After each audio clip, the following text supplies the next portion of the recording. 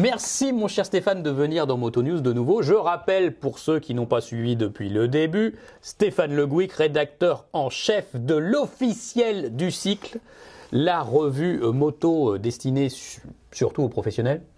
Bon, voilà. Exactement. Donc il traite de tout le marché, 2 roues, 3 roues, 4 roues, voitures sans permis.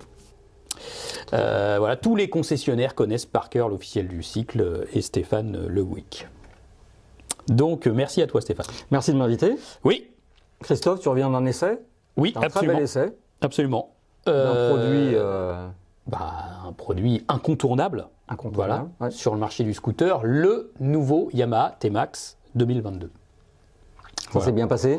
Très bien passé. Produit iconique, grosse présentation presse en Espagne, Valencia, de la ville, un peu de route aussi quand même. Et puis pour ce scooter iconique sur le marché. Iconique sur le marché. 350 modèles vendus à ce jour, depuis sa sortie. 85% des ventes en 350 modèles, tu te trompes pas? 350 000. 350 000 unités produites et vendues à ce jour. Donc depuis 2001. Bravo. 2001. Donc il a 20 ans révolu, ce T-Max. Et donc 85% de la production vendue en Europe. Donc c'est quand même un véhicule qui est très européen. Essentiellement en France, en Italie, un peu en Espagne, un peu en Allemagne. Ouais. C'est ça, tout à fait. Voilà. Beaucoup en France. C'est ce qui nous intéresse d'ailleurs. C'est ce qui nous intéresse. Et donc toi, qui suis le marché depuis de longues années, il a initié quand même quelque chose, ce T-Max, ce produit, ce véhicule. On peut dire qu'il a inauguré le segment du maxi scooter quand il est sorti en 2001. Oui. Puisqu'avant, il y avait des 400 cm3, peut-être déjà des 650 chez Suzuki et Honda. Alors 600 Silverwing chez Honda, et puis le 650 Burgman, ça est sorti presque en même temps. Enfin, en tout cas, sa sortie a été une sensation. C'est le premier maxi scooter sportif. Absolument. C'est le premier maxi scooter à multicylindre qui a connecté un peu la moto et le scooter. Donc vraiment, il était inédit. À l'époque, on avait fait fort dans la maison, on avait fait le test du T-Max pour l'intégrale et on avait mis Olivier Jacques. On avait mis Olivier Jacques dessus. Voilà, Olivier Jacques, qui était pilote en 250, qui passait en 500. Et donc, la couve Olivier Jacques sur un T-Max, sur un scooter. C'était quelque chose. Ouais, c'était sympa. Donc là, les temps ont changé. Maintenant, le T-Max, il a bien évolué. Il est 500, 530, 560, là, 2022. Ouais, c'est la génération numéro... 7. 7 Ouais.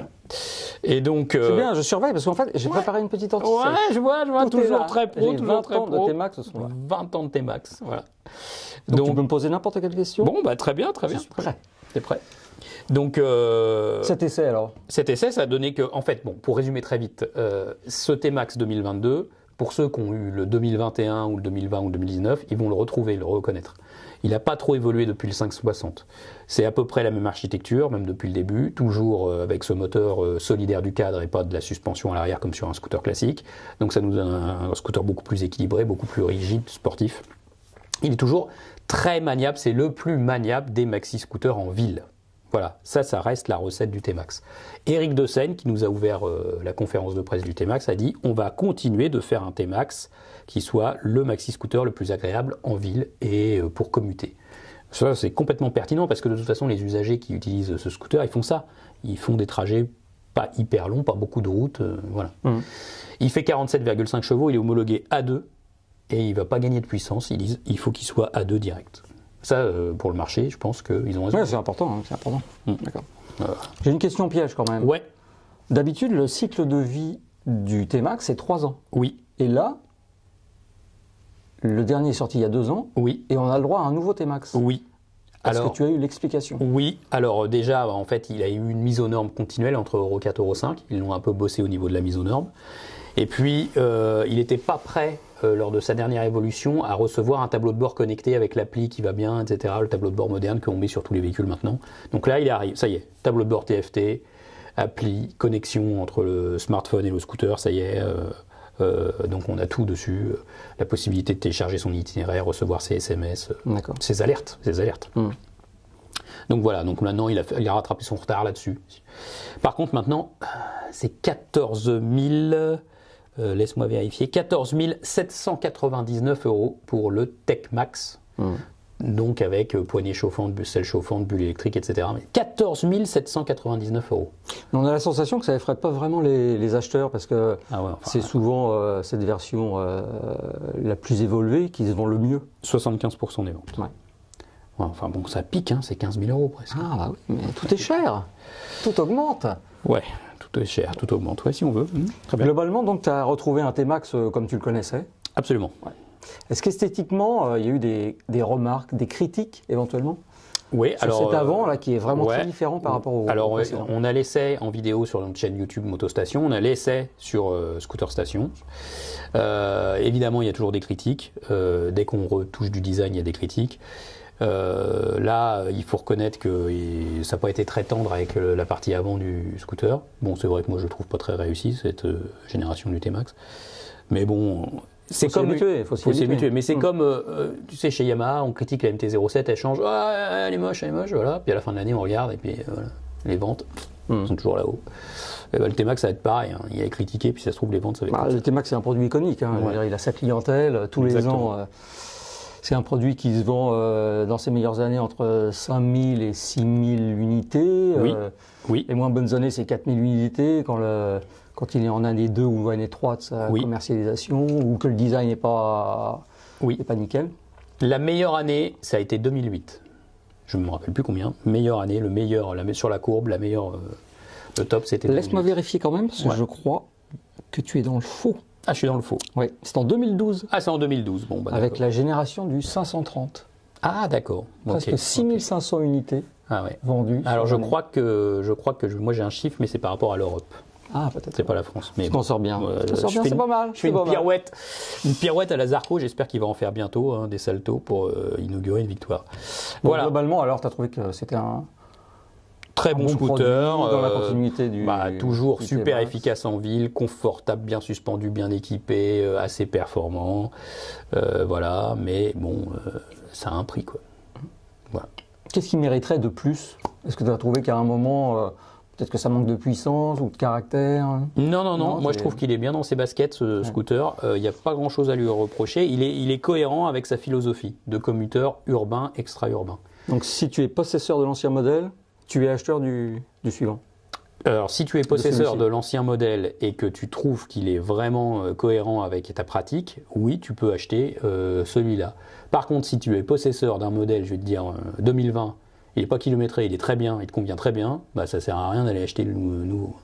Autant poursuivre avec celui que tu as. Ah, mais toi, tu es pour le développement durable. Ah oui, on garde un scooter plus longtemps, c'est possible, c'est mieux. Voilà. Donc Christophe, alors tu as apprécié globalement le produit, mais il y a un sujet sur lequel... Qui fâche un peu. Ouais, c'est le sujet du bruit. Oui. Les constructeurs sont très sensibles à ça en ce moment, les pouvoirs publics d'autant plus. Complètement. Et il y a quand même une nouvelle sur ce nouveau T-Max, c'est que dans le catalogue aftermarket, des produits adaptables sur le scooter, il y a un silencieux de chez Akrapovic. Absolument. Marque référence pour les échappements. Oui. Et visiblement, Yamaha a demandé à Akrapovic de vendre un silencieux pour le T-Max qui ne soit pas démontable. Voilà. Alors en fait, ça a été convenu entre Yamaha et Akrapovic, le fabricant slovène qui est partenaire de Yamaha au niveau technique et puis pour les silencieux aftermarket remplacement. Et donc ils ont dit, pour ce nouveau T-Max, à partir de 2022, on ne pourra plus avoir d'échappement racing pour le T-Max et pas d'échappement dans lequel on va ôter la chicane. Tout sera serti. Tout sera monté en usine, indémontable, et donc ce sera un échappement adaptable, homologué Euro 5, donc qui respecte les normes sonores, et donc qui ne fera plus de bruit. Parce que, on le sait, en fait, quand même, dans les grandes villes, il y a beaucoup de ventes de T-Max, il y a beaucoup de propriétaires qui achètent un T-Max et qui montent un échappement racing, ça fait quand même beaucoup de bruit. Aujourd'hui, comme tu le dis Stéphane, et de toute façon ça va faire que grandir, on sait que nos deux roues, il ne faut plus qu'ils fassent le bruit, il faut qu'on arrête le bruit. Voilà. Et donc, enlever la possibilité de faire du bruit sur un maxi scooter à si fort volume, c'est quand même important. Alors attention, c'est avec Akrapovic.